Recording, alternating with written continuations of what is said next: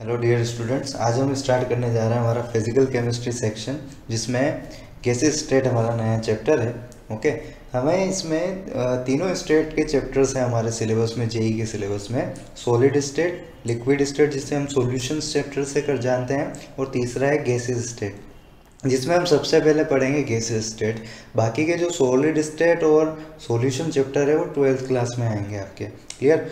तो आपके जो गैसेस स्टेट का क्लासिफिकेशन कुछ हम इस तरीके से कर सकते हैं। जो गैसेस होती है वो या तो आइडियल बिहेवियर शो करेगी या फिर रियल बिहेवियर शो करेगी। और हालांकि प्रैक्टिकल लाइफ में देखा जाए तो सारी की सारी गैसेस रियल ही होती है, लेकिन कुछ आइडियल कंडीशंस देखें तो वहाँ पे आइडियल बिहेवियर भी शो होता है, जिसके एजम्पशंस वगैरह भी हम इस चैप्टर में देखेंगे, और आइडियल गैस इक्वेशन भी इस चैप्टर में देखेंगे। ठीक है? और आपके पोटेंशियल एनर्जी जो होती है आइडियल गैस की, वो जीरो एज्यूम कर ली जाती है। ठीक है? तो और भी है वैसे तो चीज़ें, लेकिन वो सारी हम देखेंगे लेटर ऑन। ठीक? तो what is an ideal gas? सबसे पहले आइडियल गैस की बात करें तो it is a hypothetical state. जैसा कि मैंने कहा कि प्रैक्टिकल लाइफ में, रियल वर्ल्ड में ऐसा कुछ आइडियल जैसा होता नहीं है ना। तो it is a hypothetical state in which there are no interactions between the molecules.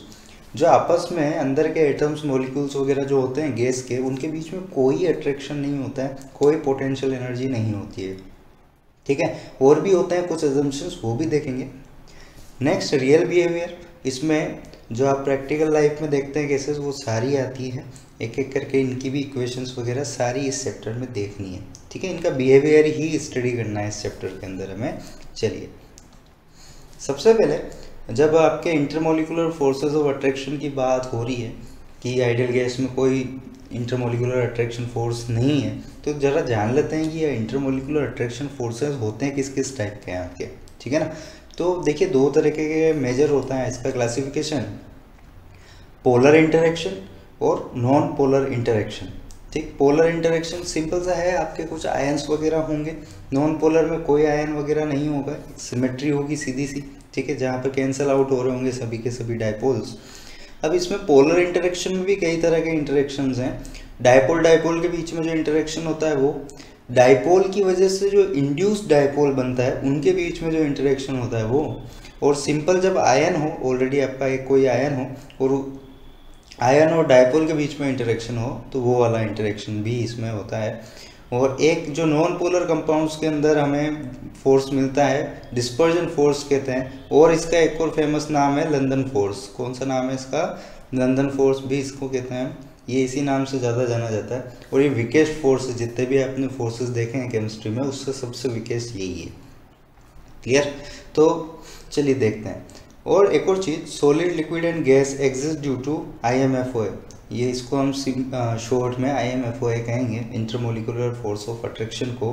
ठीक है? जो सॉलिड, लिक्विड, गैसेस बनते हैं वो इन्हीं फोर्सेस की वजह से बनते हैं हमारे। ओके? तो ये फोर्स अगर नहीं होंगे तो मॉलिक्यूल्स ज़्यादा पास पास नहीं आएंगे तो सॉलिड नहीं बन पाएंगे। थोड़े एवरेज तरीके से पास पास रहेंगे तो लिक्विड रहेगा, और बहुत ज़्यादा दूर दूर रहेंगे, ठीक है, तो गैसेस फॉर्म में आ जाएगा। तो सारा रीज़न कौन होता है? IMFOA होता है। ठीक है ना? पर अब बात यह है कि क्यों अट्रैक्ट करेंगे वो एक दूसरे को, है ना?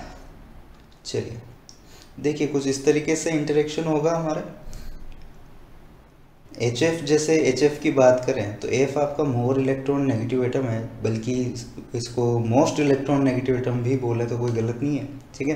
तो ये सिंपल सा इलेक्ट्रॉन क्लाउड अपनी तरफ शिफ्ट करेगा, तो उसकी वजह से इस पर क्या आएगा? डायपोल, नेगेटिव डायपोल आएगा। ठीक है? नेगेटिव चार्ज इंड्यूस हो जाएगा एक तरह से इसके ऊपर, अंदर ही अंदर।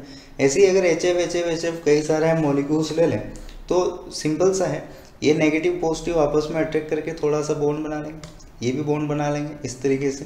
तो इस तरीके से अट्रैक्शन होता है आपके अपोजिट चार्जेस में एक तरह से, है ना? तो ये होता है डायपोल डायपोल इंट्रैक्शन। ये जो डायपोल क्रिएट हुआ अंदर के क्लाउड, इलेक्ट्रॉन क्लाउड के शिफ्ट होने की वजह से, उसकी वजह से। ठीक? The electrostatic force of attraction between neighbouring molecule having permanent dipole moment, hence opposite poles attract and align themselves. Simple सा है, अपोजिट पोल हमेशा ही अट्रैक्ट करते हैं। ठीक? तो सबसे पहले तो उनमें परमानेंट डायपोल होना चाहिए। ये आपके इलेक्ट्रॉन नेगेटिव एटम होने की वजह से इसका इलेक्ट्रॉन क्लाउड हमेशा ही खींच के रखेगा, तो परमानेंट डायपोल की सिचुएशन है। और ये डायपोल डायपोल हमेशा आपको अपोजिट चार्जेस अट्रैक्ट करते हैं। ठीक है? तो उसकी वजह से एक दूसरे के साथ ये electrostatic force of attraction develop कर लेते हैं। क्लियर? तो ये तो हुआ डायपोल डायपोल इंटरेक्शन हमारा।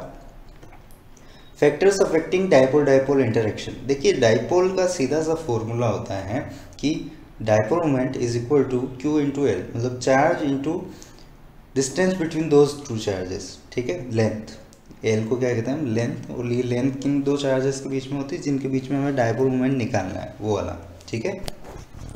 तो ये एक तरह से वेक्टर क्वांटिटी है आपका डाइपोल मोमेंट, जो वेक्टर्स के रूल है वो अप्लाई होते हैं इसमें, हालांकि वो सब हमें केमिस्ट्री में कैलकुलेट नहीं करने हैं, वो सारा फिजिक्स में आता है, ठीक। यहाँ बस बेसिक हमें पता होना चाहिए कि क्या क्या फैक्टर्स होते हैं। तो एक तो अच्छा चार्ज हो तो डाइपोल मोमेंट अच्छा होगा, और डिस्टेंस कम होनी चाहिए, ठीक है, तो डाइपोल मोमेंट भी अच्छा होगा। ज़्यादा डिस्टेंस पे फिर चार्ज आपका लग नहीं पाएगा उसकी वजह से, क्लियर है। तो सिंपल सा है, अगर डाइपोल मोमेंट जीरो है तो कोई फोर्स ऑफ अट्रैक्शन नहीं है, डाइपोल मोमेंट अच्छा है तो फोर्स ऑफ अट्रैक्शन भी अच्छा है होगा, क्लियर। अब बात करते हैं डाइपोल इंड्यूस्ड डाइपोल की। पहला हमने देखा dipole dipole, dipole induced dipole किस तरीके से होते थे कि NH3 जो है आपका एक तरह से पोलर है, क्योंकि यहाँ पर लोन पेयर होता है हमारे पास, इसके पास लोन पेयर होता है, तो उसकी वजह से नेट डाइपोल मोमेंट इस डायरेक्शन में होगा, लोन पेयर की तरफ एरो जाता है हमेशा, ठीक है। और एक है C6H6, ये लोन पोलर है आपका, बेंजीन है C6H6, ये सब तरफ से सिमेट्रिक है, तो इसका डाइपोल मोमेंट कैंसिल आउट हो जाएगा हर साइड से, है ना। तो एक तरफ ये पोलर, दूसरी तरफ ये नॉन पोलर, ठीक। इसके ये जो इलेक्ट्रॉन क्लाउड है, ये जो इलेक्ट्रॉन क्लाउड है इसमें थोड़ा सा इंड्यूस करते हैं डाइपोल। कैसे इंड्यूस करेंगे, देखिए इलेक्ट्रॉन्स को क्या चाहिए, पॉजिटिव पार्ट, तो इसका जो भी पॉजिटिव क्लाउड है, या कहें इलेक्ट्रॉन क्लाउड को तो इधर शिफ्ट कर देंगे और बाकी बचे हुए पॉजिटिव क्लाउड को अपनी तरफ लाएंगे, ठीक है। तो उसकी वजह से इसमें भी थोड़ा इंड्यूस हो जाएगा डाइपोल, क्योंकि थोड़ा शिफ्ट इलेक्ट्रॉन्स के रिपल्शन से, इलेक्ट्रॉन इलेक्ट्रॉन रिपल्शन से इलेक्ट्रॉन क्लाउड लेफ्ट में शिफ्ट होगा, तो बचा क्या इधर राइट हैंड साइड पार्ट जो कि थोड़ा पॉजिटिव होगा। तो एक तरह से जब ये शिफ्ट हो जाते हैं तो डाइपोल क्रिएट हो जाते हैं आपके, सिंपल सी बात है, इलेक्ट्रॉन क्लाउड शिफ्ट होगा तो डाइपोल क्रिएट होगा। तो इंड्यूस करवाया गया, पहले से नहीं था वो, पहले ऐसा नहीं था, इसकी वजह से वो इंड्यूस हुआ है, रिपल्शंस की वजह से इलेक्ट्रॉन्स लेफ्ट साइड भागे हैं आपके, उसकी वजह से। तो देखिए इस तरीके से समझ सकते हैं, जैसे ये इलेक्ट्रॉन वाला पार्ट है, ये इलेक्ट्रॉन वाला पार्ट है, ये इसके पास जब आया तो इसके इलेक्ट्रॉन्स को तो इसने लेफ्ट में शिफ्ट किया, तो थोड़ा बहुत जो पॉजिटिव पार्ट इधर आया उसी के कारण हम पार्शियल पॉजिटिव कहते हैं इसको, ठीक है। तो उनके बीच में इंटरेक्शन हो जाता है और थोड़ा सा बॉन्ड सेटअप हो जाता है, वीक ही होता है वो, लेकिन होता है, ठीक है। तो इस तरीके से पास पास आ जाते हैं फिर एटम्स आपके, क्लियर। तो ये इंड्यूस करने का तरीका है किसी डाइपोल की वजह से। नेक्स्ट है आयन डाइपोल इंटरेक्शन। इसमें सीधा सा है, पर्टिकुलर कोई आयन आएगा और पास में कोई उसके डाइपोल होंगे इस तरीके से, ठीक है, उनके बीच में इंटरेक्शन होगा, ठीक, इंटरेक्शन होगा। जैसे हम नॉर्मल हाइड्रोलाइसिस में देखते हैं, जैसे ही कोई आयन गया उसको H2 अपनी तरफ सराउंड कर लेते हैं, ठीक है। तो बस वो वही वाला है जो आपने हाइड्रोलाइसिस पढ़ा था, वो आपके और कुछ नहीं, आयन डाइपोल इंटरेक्शन ही था, ठीक है ना, आयन डाइपोल इंटरेक्शन ही था वो, और कुछ नहीं था। सिंपल आपके दूसरा वाला जो आयन जाएगा फिर उसको भी इसी तरीके से आपके सराउंड कर लेंगे H2O के एटम, या और कोई दूसरा डाइपोल है तो वो सराउंड कर लेगा। तो आयन डाइपोल के साथ इस तरीके से रिएक्शन होती है आपकी, समझ में आ रहा है, ठीक है। नेक्स्ट लंदन फोर्सेस, ये सबसे वीकेस्ट फोर्स है। जितने भी आप केमिस्ट्री में फोर्सेस देखते हैं, चाहे बॉन्डिंग्स देखते हैं या केमिकल बॉन्डिंग में जो भी आपने देखा है, उसमें सबसे ज़्यादा वीकेस्ट है लंदन फोर्स, ठीक, क्योंकि ये नॉन पोलर के बीच में होता है ना। अब पहले क्या माना जाता था, इस फोर्स के बारे में जब पता नहीं था, ठीक है ना, तो क्या माना जाता है कि for any interaction molecule should be charge and dipole. कोई भी इंटरेक्शन हो उसके लिए मॉलिक्यूल के पास या तो चार्ज हो या डाइपोल हो या दोनों हो, ठीक, तो ही इंटरेक्शन हो पाएगा।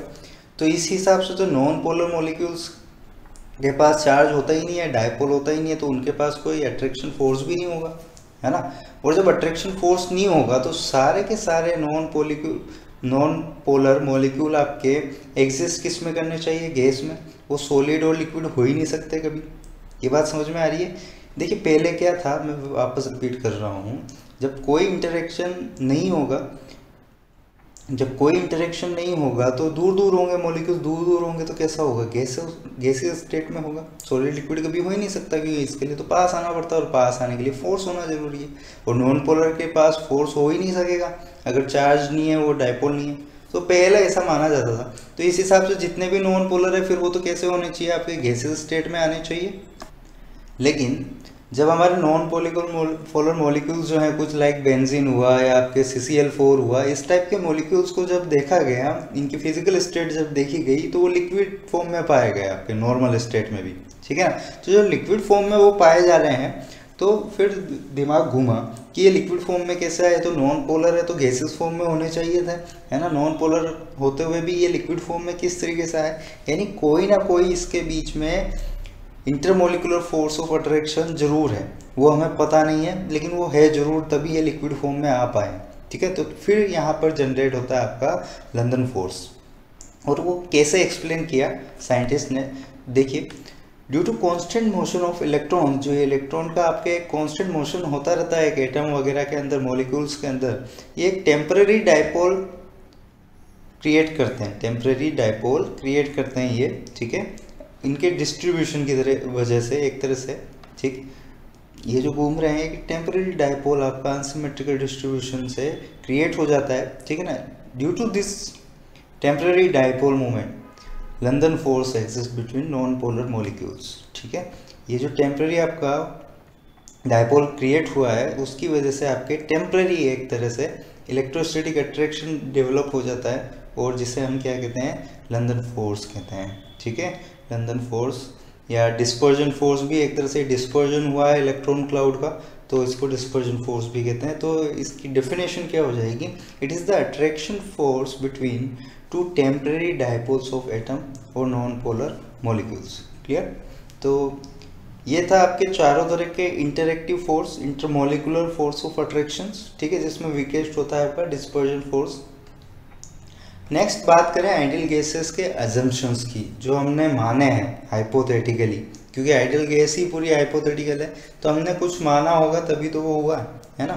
तो हाइपोथेटिकल दुनिया में चलते हैं थोड़ा आइडियल गैस की। देखिए क्या कहता है पहला इसमें अजम्पशन आपका, the intermolecular distances are very large, hence intermolecular forces are negligible. Distances काफ़ी बढ़ा दी है तो कोई फोर्स उसमें लगेगा नहीं, ठीक है, तो कोई अट्रैक्शन फोर्स नहीं होता है आपस में मॉलिक्यूल्स में आइडियल गैस के। Next, the volume occupied by the molecules is negligible in comparison to the volume of the container. देखिए आइडियल गैस को अगर हम किसी कंटेनर में रखें तो उसके जो मॉलिक्यूल्स हैं उनका वॉल्यूम कंटेनर के वॉल्यूम के कंपेयर में काफ़ी नेग्लिजिबल होगा। जैसे ये अगर कंटेनर है और आइडियल गैस का ये मॉलिक्यूल पड़ा है, तो एक तरह से पूरे बड़े होल में एक चींटी के बराबर टाइप है, या उससे भी छोटा कहें, ठीक है। तो मोस्ट ऑफ द स्पेस क्या है आपका, वॉइड है, एम्प्टी है, ठीक है। तो दो अजम्पशंस हुए अभी तक, जिसमें पहला था कोई अट्रैक्शन फोर्स नहीं, दूसरा है कि वॉल्यूम जो होता है नेग्लिजिबल होता है इसके मॉलिक्यूल्स का कंटेनर के कंपेयर में, ठीक है। नेक्स्ट अजम्पशन है third assumption, the molecules of the gas are in continuous and random motions. हमेशा वो मोशन करते रहते हैं, कभी रुकते नहीं है इसके मॉलिक्यूल्स, कंटिन्यूअस मोशन में लगे रहते हैं, बस रुकना है ही नहीं उन्हें, ठीक। और ये हो किस वजह से पाता है, क्योंकि कीप कोलाइडिंग, वो आपके कोलाइड करते ही रहते हैं, कोलाइड करते ही रहते हैं, जिससे उनका क्या है, मोशन बना रहता है, मोशन उनका बना रहता है, जिसे हम ब्राउनियन मोशन भी कहते हैं, आपने 9th में पढ़ा होगा, इस तरीके से जो जिगजैग मोशन होता रहता है उसे, ठीक है। अब ये कीप कोलाइडिंग मतलब कोलाइड होते कैसे रहेंगे, जब वो कोलाइड होंगे तो कुछ एनर्जी लॉस होनी चाहिए, वो होती ही नहीं है इसमें, क्योंकि उसको परफेक्टली इलास्टिक कोलिजन माना है। आप सेंटर ऑफ मास में कोलिजन या तो पढ़ चुके होंगे या पढ़ने वाले हैं, ठीक है। इलास्टिक कोलिजन्स जब होते हैं तो जितनी वो फोर्स से आते हैं उतने फोर्स से दोबारा भी चले जाते हैं, कुछ लॉस वगैरह नहीं माना जाता उसमें, ठीक है।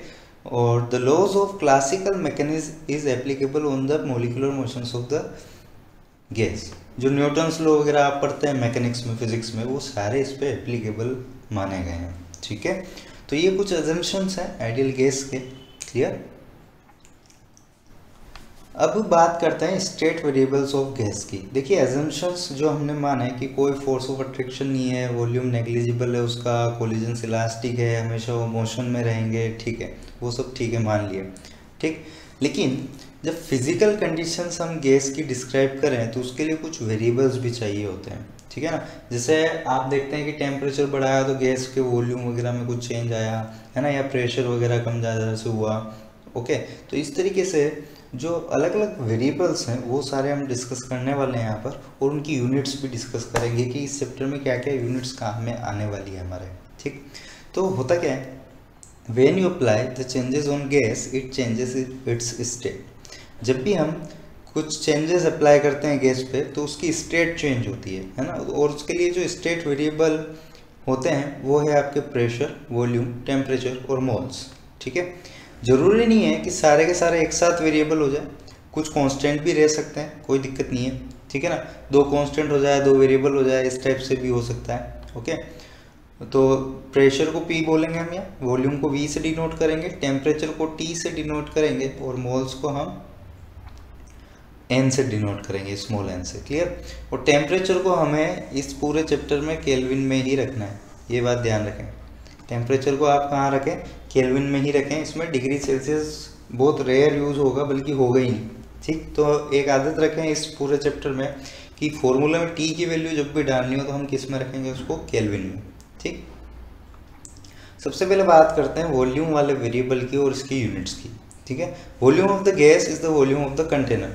जिस कंटेनर में वो गैस है वो पूरा ही वॉल्यूम वो ऑक्यूपाई कर लेगी। ठीक है, तो जो कंटेनर का वॉल्यूम होगा वही हम लेंगे वहाँ पे फॉर्मूले के अंदर। ठीक, units of volume of the container like this, litre, millilitre, centimetre cube, decimetre cube और मीटर क्यूब, है ना। इनके कन्वर्जन भी कुछ इस तरीके से हैं, काफ़ी सारे अगर आपको पता है तो बहुत अच्छी बात है।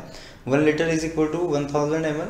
ठीक है, और 1 ml और 1 सेंटीमीटर क्यूब बराबर ही होते हैं आपके, तो इसको आप ml की जगह सेंटीमीटर क्यूब भी लिख दें तो कोई दिक्कत नहीं है, या फिर सेंटीमीटर क्यूब की जगह ml भी लिख दें तो भी कोई प्रॉब्लम नहीं है। ठीक है, और सिमिलरली जैसे 1 ml और 1 सेंटीमीटर क्यूब बराबर है, उसी तरीके से 1 लीटर और 1 डेसीमीटर क्यूब भी आपके इक्वल हैं। ठीक है, तो 1 लीटर आपके कभी डेसीमीटर क्यूब लिखा हुआ है तो घबराए ना, उसे 1 लीटर लिख दें आप सीधा सा, कोई प्रॉब्लम नहीं है। या सेंटीमीटर क्यूब कभी लिखा हुआ है तो उसको आप क्या लिख सकते हैं, 1 ml लिख सकते हैं, या इसको क्यूबिक सेंटीमीटर भी बोल सकते हो आप, कोई प्रॉब्लम नहीं है। ठीक है, 1 cc हो या 1 सेंटीमीटर क्यूब हो, इस तरीके से, है ना। और आपके जब 1000 लीटर हो जाते हैं तो वहाँ बनता है 1 मीटर क्यूब।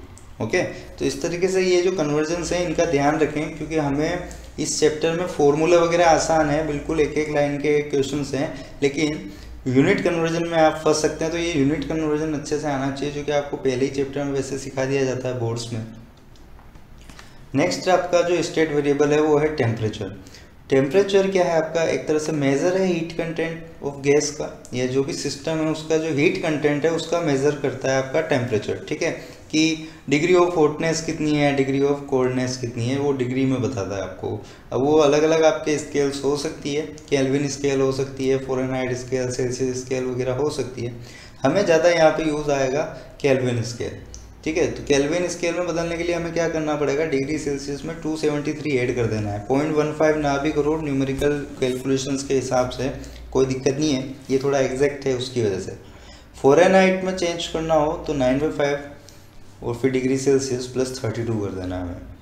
वैसे फ़ारेनहाइट यहाँ काम नहीं आएगा, लेकिन कभी हमें केल्विन में रखना हो तो उसको पहले इसमें कन्वर्ट करके फिर इसमें कन्वर्ट करना होगा उसके लिए। ठीक है, नेक्स्ट प्रेशर है। नेक्स्ट प्रेशर क्या होता है, आपके force applied per unit area, एक पर्टिकुलर एरिया पे आप कितना फोर्स लगा रहे हैं। ठीक है, तो उससे कहते हैं प्रेशर।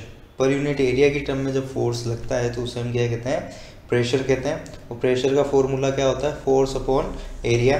ठीक है, इसकी यूनिट क्या हो जाएगी, न्यूटन पर मीटर स्क्वायर, क्योंकि फोर्स की न्यूटन होती है तो एरिया की क्या हो जाएगी, मीटर स्क्वायर हो जाएगी। क्लियर। इसकी यूनिट्स अलग अलग होती है, बार, एटीएम, टोर, एमएम। ठीक है, एमएम ऑफ एचजी, ये आपके मर्क्यूरी के साथ नापे जाते हैं, इसके कारण MM of Hg, CM of Hg, इस तरीके से इसकी यूनिट्स हैं। ठीक है, तो 1 bar is equal to 10⁵ pascal, इसको कहते हैं पास्कल। ठीक है, ये न्यूटन पर मीटर स्क्वायर वाला यूनिट है। और 1 एटीएम इज इक्वल टू थोड़ा सा ज़्यादा इस वाले से 1.01325, थोड़ा सा ज़्यादा है। ठीक है, तो एक तरह से 1 एटीएम और 1 बार कैलकुलेशन वाइज तो इक्वल ही हो गए, है ना, क्योंकि ये इतने से कोई ज़्यादा फर्क पड़ना नहीं है कैलकुलेशन वाइज, लेकिन एग्जैक्ट कैलकुलेट करना तो ये 013 आपका मैटर करेगा। ठीक है, और 1 एटीएम इज इक्वल टू होता है 760 mm ऑफ एचजी या 760 टोर। तो mm ऑफ एचजी और टोर आपके बराबर हैं। सिमिलरली कैलकुलेशन वाइज 1 एटीएम और 1 बार भी आपके बराबर हैं। ठीक है, ये यूनिट कन्वर्जन का बस इस चैप्टर में ध्यान रखिए, बाकी कोई दिक्कत इस चैप्टर में नहीं आने वाली आपको। ओके, तो अभी तक हम क्या क्या पढ़ चुके हैं, आपके इंटरमोलिकुलर अट्रैक्शन फोर्सेस हमने पढ़ लिए, IMFO है, 4 तरह के टोटल पढ़े हैं हमने वाइडली देखा जाए तो। नेक्स्ट हमने इसमें पढ़ा एजम्पशंस ऑफ आइडियल गैस, कि क्या क्या एजम्पशंस लिए गए हैं आइडियल गैस के लिए, ठीक है, एजम्पशंस देखे। फिर हमने देखे स्टेट वेरिएबल जिनकी वजह से आपके गैस की स्टेट चेंज होती है, ठीक है, उसमें 4 देखे हमने, पीवीटी और आपके मोल, ऑलरेडी एक चैप्टर में, फर्स्ट चैप्टर में आपके हो चुका है। नेक्स्ट लेक्चर में हम पढ़ेंगे गैस लॉज जो आइडियल गैस पे लगते हैं आपके, है ना, Boyle's law, Charles law, Gay Lussac's law and Avogadro law. ये अलग अलग जो लॉज हैं इनके फॉर्मूले देखेंगे, रिलेशंस देखेंगे, इनके ग्राफ्स स्टडी करेंगे, ठीक है, किस तरीके से यूज़ आते हैं आइडियल गैस इक्वेशन डिराइव करने में, वो सारा हम देखेंगे। तो नेक्स्ट लेक्चर हमारा आइडियल गैस इक्वेशन और उसके कुछ एग्जांपल्स के लिए है। Thank you.